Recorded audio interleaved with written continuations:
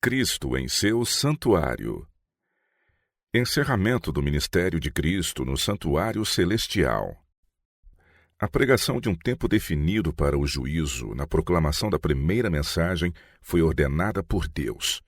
O cômputo dos períodos proféticos nos quais se baseava aquela mensagem, localizando o final dos 2.300 dias, no outono de 1844, paira acima de qualquer contestação.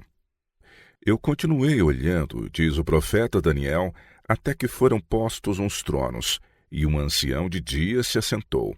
O seu vestido era branco como a neve, e o cabelo da sua cabeça como a limpa lã. O seu trono chamas de fogo, e as rodas dele fogo ardente.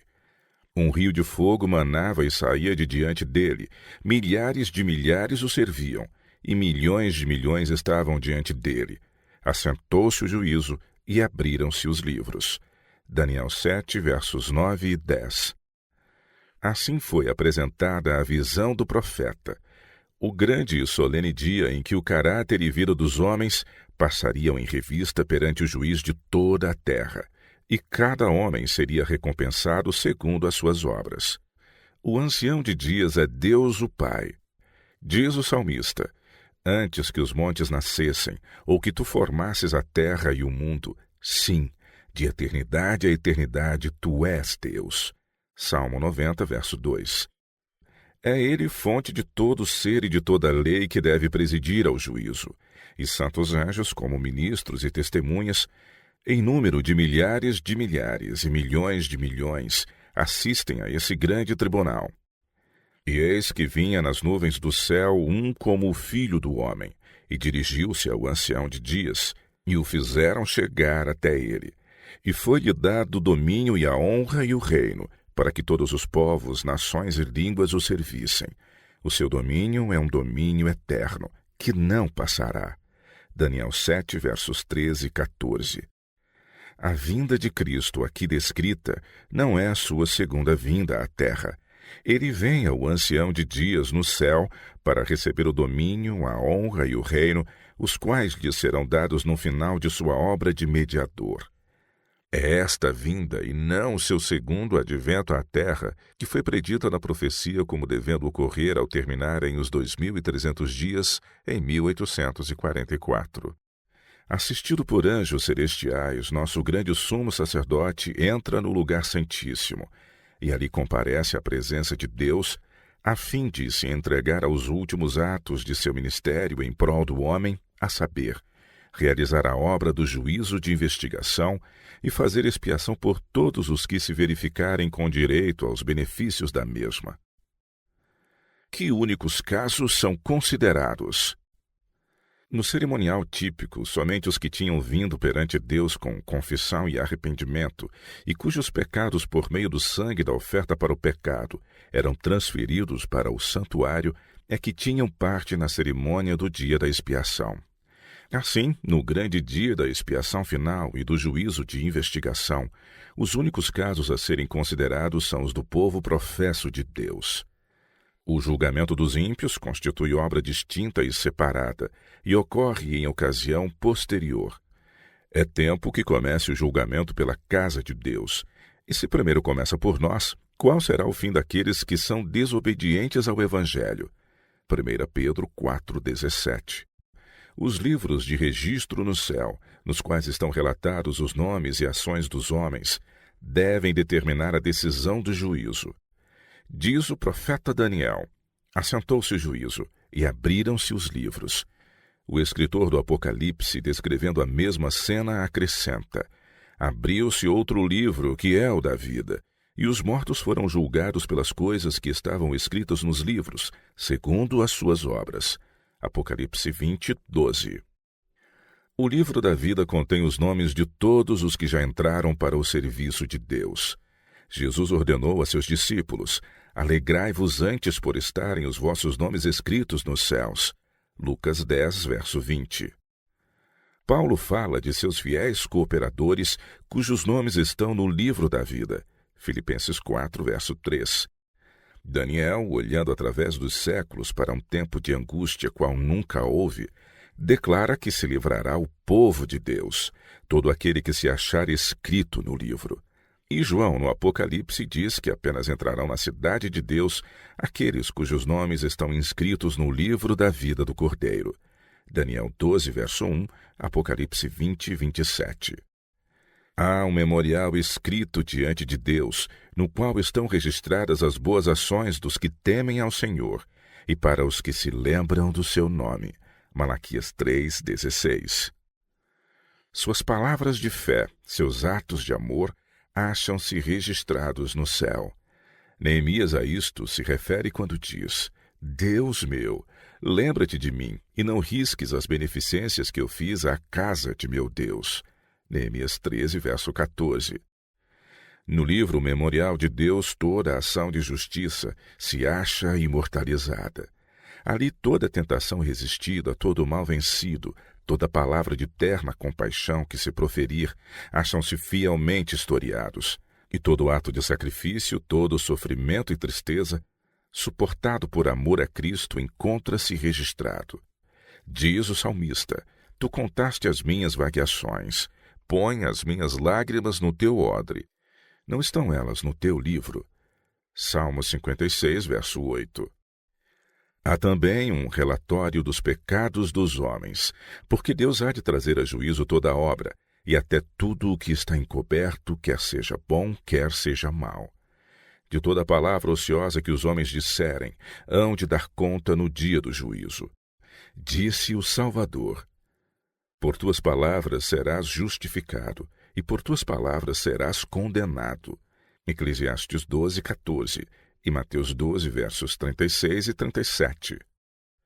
Os propósitos e intuitos secretos aparecem no infalível registro, pois Deus trará à luz as coisas ocultas das trevas e manifestará os desígnios dos corações. 1 Coríntios 4, verso 5. Eis que está escrito diante de mim as vossas iniquidades e juntamente as iniquidades de vossos pais, diz o Senhor. Isaías 65, versos 6 e 7. A obra de cada homem passa em revista perante Deus e é registrada pela sua fidelidade ou infidelidade. Ao lado de cada nome nos livros do céu estão escritos com terrível exatidão toda a má palavra, todo ato egoísta, todo dever não cumprido e todo pecado secreto, juntamente com toda artificiosa hipocrisia. Advertências ou admoestações enviadas pelo céu e que foram negligenciadas, momentos desperdiçados, oportunidades não aproveitadas, influência exercida para o bem ou para o mal, juntamente com seus resultados de vasto alcance, tudo é historiado pelo anjo relator. A lei de Deus é a norma. A lei de Deus é a norma pela qual o caráter e vida dos homens serão aferidos no juízo. Diz o sábio: teme a Deus e guarda os seus mandamentos, porque este é o dever de todo o homem, porque Deus há de trazer a juízo toda a obra. Eclesiastes 12, versos 13 e 14. O apóstolo Tiago admoesta a seus irmãos: assim falai e assim procedei, como devendo ser julgados pela lei da liberdade. Tiago 2, verso 12. Os que no juízo forem havidos por dignos terão parte na ressurreição dos justos. Disse Jesus: os que forem havidos por dignos de alcançar o mundo vindouro e a ressurreição dos mortos são iguais aos anjos e são filhos de Deus, sendo filhos da ressurreição. Lucas 20, versos 35 e 36. E novamente ele declara que os que fizerem o bem sairão para a ressurreição da vida. João 5, 29. Os justos mortos não ressuscitarão senão depois do juízo, no qual são havidos por dignos da ressurreição da vida. Consequentemente, não estarão presentes em pessoa no tribunal em que seus registros são examinados e decidido seu caso. Jesus, o advogado. Jesus aparecerá como seu advogado, a fim de pleitear em favor deles perante Deus. Se alguém pecar, temos um advogado para com o Pai, Jesus Cristo, o justo. 1 João 2, verso 1.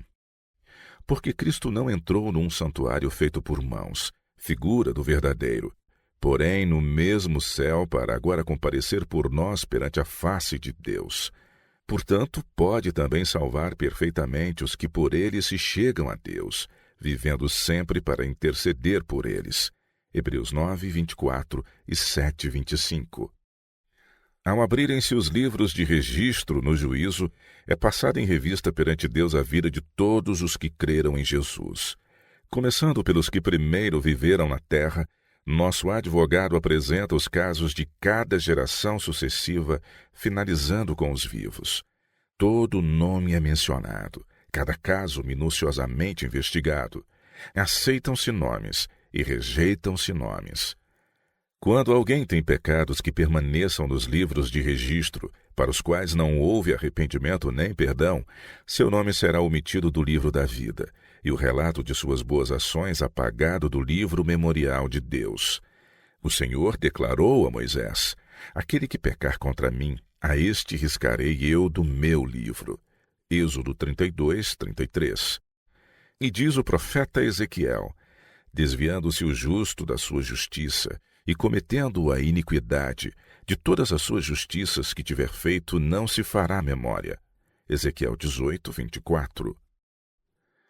Todos os que verdadeiramente se tenham arrependido do pecado, e que pela fé hajam reclamado o sangue de Cristo como seu sacrifício expiatório, tiveram o perdão aposto ao seu nome nos livros do céu, tornando-se eles participantes da justiça de Cristo, e verificando-se estar o seu caráter em harmonia com a lei de Deus. Seus pecados serão riscados e eles próprios havidos por dignos da vida eterna. O Senhor declara pelo profeta Isaías: eu mesmo sou o que apago as tuas transgressões por amor de mim, e dos teus pecados não me lembro. Isaías 43, 25.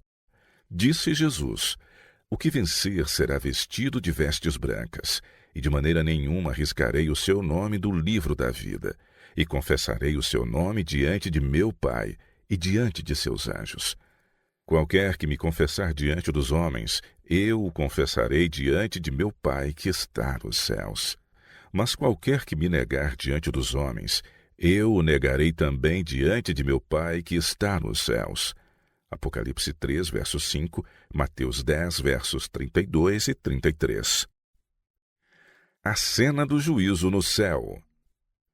O mais profundo interesse manifestado entre os homens nas decisões dos tribunais terrestres não representa senão palidamente o interesse demonstrado nas cortes celestiais, quando os nomes incertos nos livros da vida aparecerem perante o juiz de toda a terra.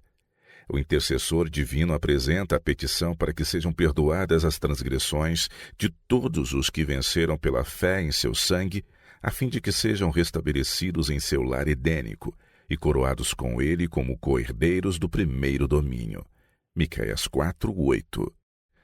Satanás, em seus esforços para enganar e tentar a nossa raça, pensara frustrar o plano divino na criação do homem. Mas Cristo pede agora que este plano seja levado a efeito, como se o homem nunca tivesse caído. Pede para seu povo não somente perdão e justificação amplos e completos, mas participação em sua glória e assento sobre o seu trono. Enquanto Jesus faz a defesa dos súditos de sua graça, Satanás acusa-os diante de Deus como transgressores. O grande enganador procurou levá-los ao ceticismo, fazendo-os perder a confiança em Deus, separar-se de seu amor e violar sua lei. Agora aponta para o relatório de sua vida, para os defeitos de caráter e de semelhança com Cristo, que desonraram a seu Redentor para todos os pecados que ele os tentou a cometer e por causa disto os reclama como súditos seus.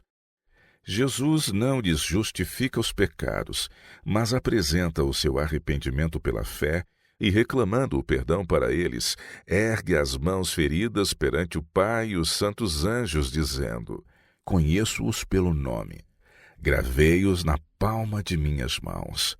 Os sacrifícios para Deus são espírito quebrantado. A um coração quebrantado e contrito não desprezarás, ó Deus. Salmo 51, 17. E ao acusador de seu povo declara: o Senhor te repreenda, ó Satanás. Sim, o Senhor que escolheu Jerusalém te repreenda. Não é este um tição tirado do fogo? Zacarias 3, verso 2. Cristo vestirá seus fiéis com sua própria justiça, para que os possa apresentar a seu Pai como igreja gloriosa.